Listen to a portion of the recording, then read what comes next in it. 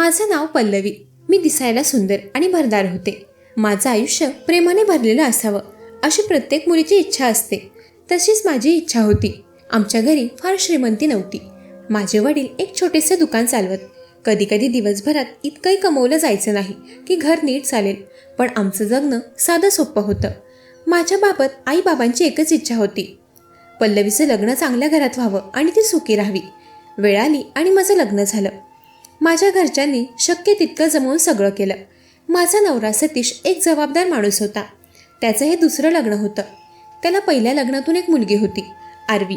मी हे सगळं अगदी मनापासून स्वीकारलं.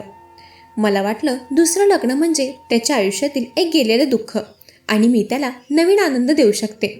लग्नाच्या सुरुवातीचे काही महिने खूप सुंदर गेले. घरची मंडळी चांगली होती. मी घरात रमून गेले. पण लग्नाला 6 महिने होताच माझ्या माहेरच्यांनी एक प्रश्न सुरू केला. गोड बातमी कधी देतेस? मला कळत होतं हे प्रश्न प्रेमाने विचारले जातात, पण माझ्यासाठी ते तणावाचं कारण होतं. सतीश स्वतः म्हणायचा, आता नको, एक मुलगी आहे ना आपल्याकडे, थोडं थांबू. आणि कुठेतरी मला त्याच्या बोलण्यात उदासीनता जाणवायची. प्रेम म्हणजे फक्त एकत्र राहणं नव्हे. प्रेम म्हणजे मनाने जोडलेलं नातं. पण आमच्या नात्यात ते भावनिक बंधन कमी होत गेलं. सतीश कामात व्यस्त असे. रात्री घरी यायचा तेव्हा तो थकलेला असे. आरवीला वेळ द्यायचा आणि झोपी जायचा. कधी एखाद्या नवऱ्याने बायकोकडे लक्ष दिलं नाही तर बाईला सर्वात जास्त त्रास कुठला होतो माहीत आहे? ती विसरली गेली आहे, ती महत्त्वाची नाही, तिचं अस्तित्व दुर्लक्षित होते. यापेक्षा मोठं दुःख नसतं. मी सतीशला कधी दोष दिला नाही, पण मनात एक पोकळी होती. मी ते शब्द ऐकण्याची वाट पाहत होते. कशी आहेस तू? तुझा हसू माझ्यासाठी किती महत्त्वाचं आहे. पण तसं काहीच होत नव्हतं. एक दिवस माझा दीर दीपक आमच्या घरी राहायला आला. तो डॉक्टर होता. शांत, स्थिर आणि विचाराने प्रगल्भ. तो आमच्या शहरात क्लिनिक उघडत होता आणि राहण्याची जागा मिळेपर्यंत तो आमच्याकडे राहणार होता. मी त्याचा खूप मान ठेवत असे. तो माझ्या नावाने मला हाक मारायचा आणि घरातला एक चांगला माणूस वातावरण शांत ठेवतो तसा तोही होता. दीपकच्या आगमनानंतर घरात दिनक्रम बदलला. सतीश आणि आरवी एकाच खोलीत झोपत आणि मी शेजारच्या खोलीत. हे सगळं अगदी सामान्य, व्यवस्थित होतं. एका रात्री मी किचनचं काम आटपत होते. घड्याळाचे काटे रात्रीचे 12 ओलांडून गेले होते. तेवढ्यात दाराची बेल वाजली. मी दरवाजा उघडला. दीपक बाहेर उभा होता, थकलेला पण जणू काही मनात काहीतरी तडपलेलं घेऊन. मी त्याला जेवण वाढून दिलं आणि माझ्या खोलीत गेले. काही वेळाने दारावर टकटक झाली. दरवाजात दीपक उभा. मी थोडी दचकले. तो शांत आवाजात म्हणाला, पल्लवी, तू ठीक आहेस ना? घरात सगळं व्यवस्थित आहे ना? मी हसण्याचा प्रयत्न केला. हो भाऊजी, सगळं ठीक आहे. पण त्याला माझा आवाजच वेगळा वाटला. तो म्हणाला, वहिनी, तू बोलतेस ते आणि तुझ्या डोळ्यातलं दुःख दोन्ही वेगळं दिसते. तू मला खोटं सांगते आहेस. मी शांत बसले. मन भरून आलेलं दुःख गळ्यापाशी घोळत होतं. दीपक पुढे म्हणाला, तू दादाच्या खोलीत झोपत नाहीस हे मी कित्येक दिवस पाहत आहे. तुमच्या दोघांमध्ये सगळं ठीक आहे ना? या प्रश्नानं माझं मन तुटलं. मी काही क्षणांनी मी हळू आवाजात म्हटलं, भाऊजी, मी एकटी पडले आणि इतक्या दिवसांचं दुःख एकदम बाहेर आलं. मी त्याला सगळं सांगितलं. सतीशचं बदललेलं वागणं, त्याची उदासीनता, माझं एकटं पडणं, गरोदरपणाबद्दलची चिंता, सर्व. दीपक शांतपणे ऐकत होता. तो म्हणाला, वहिनी, तू खूप चांगली आहेस. सतीशने असं वागणं योग्य नाही. मी त्याच्याशी बोलतो. मी घाबरले. नको भाऊजी, मध्यरात्री वाद नको. तो थांबला, पण त्याच्या डोळ्यात मला माझ्यासाठी काळजी दिसत होती. एक कुटुंबातील सदस्य म्हणून त्या रात्रीनंतर माझ्या मनात एक नवं संभ्रमाचे काळे ढग निर्माण झाले. दीपक समंजस होता. तो माझी काळजी घेत असे, माझ्या आरोग्याबद्दल विचारत असे. एक भाऊ, एक नातेवाईक किंवा घरातील ज्येष्ठ याप्रमाणे. पण सतीशला मात्र हे सगळं आवडत नव्हतं. एक दिवस तो म्हणाला, दीपक तुझ्या खोलीत काय येतो?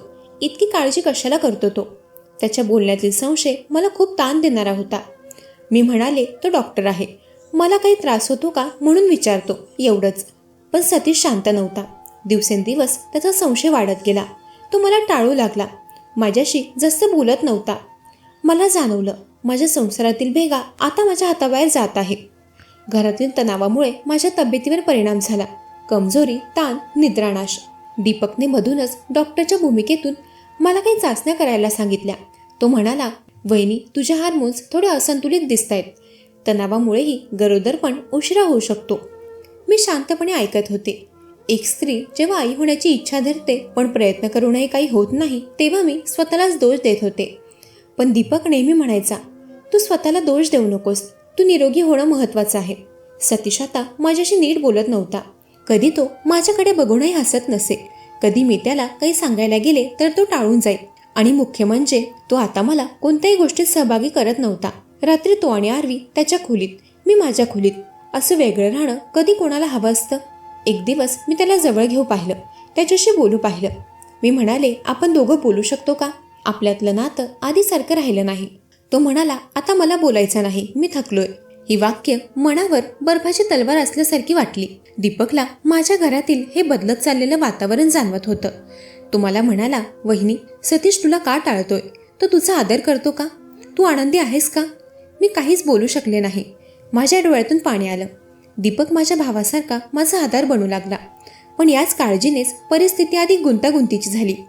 सतीशला वाटू लागलं की मी त्याच्याऐवजी दीपकवर जास्त विश्वास ठेवते. एके दिवशी सकाळी सतीश अचानक रागात ओरडला, तू आणि दीपक नक्की काय बोलता? माझ्यापासून काय लपवताय? मी आश्चर्यचकित झाले. मी म्हणाले, काहीही नाही, तू असं संशय करू नको. पण त्याने दीपकशी थेट भांडण सुरू केलं. त्याच्या शब्दांपेक्षा त्याच्यात जास्त शांत अशांतता होती. आरवी घाबरून रडायला लागली. त्या दिवशी मला जाणवलं, घर उद्ध्वस्त होतंय आणि मला कारणही समजत नाहीये. दीपक मला म्हणाला, वहिनी, मी आता काही दिवसांसाठी दुसरीकडे राहतो. तू आणि सतीश तुमचं नातं स्वतः सांभाळा. मी मान हलवली. कदाचित हेच योग्य होतं.